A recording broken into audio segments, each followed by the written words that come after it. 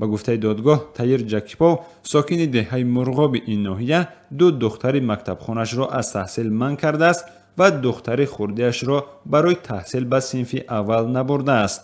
беш аз 60% сокинони Мурғобро қирғизтаборон ташкил медиҳад.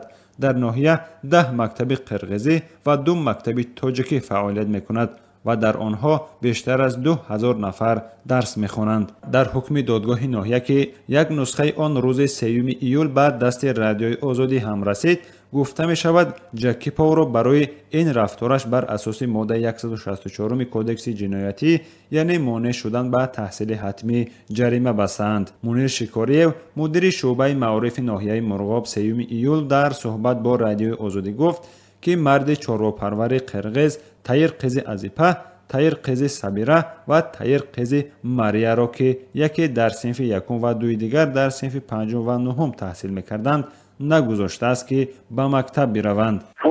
چوپان کوچمانچه هستند. هر ماه جوش عوض میکنند، از یک دره به دره دیگر میروند. جای مقیمی ندارند.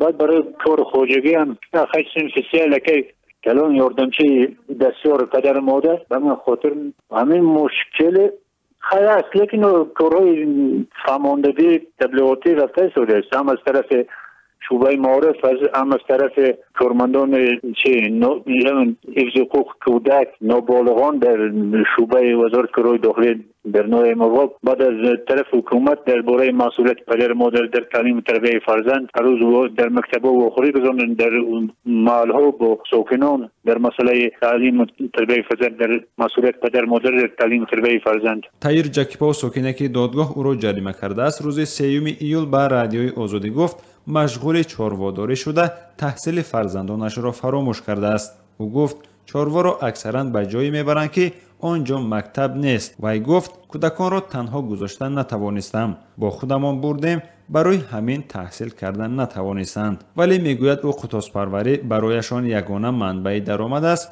чун дигар шуғле дар ноҳияи Мурғоб надоранд. дар ноҳия 10 мактаби қирғизӣ ва 2 мактаби тоҷикӣ фаъолият мекунанд ва дар онҳо бештар аз 2000 нафар дарс мехонанд.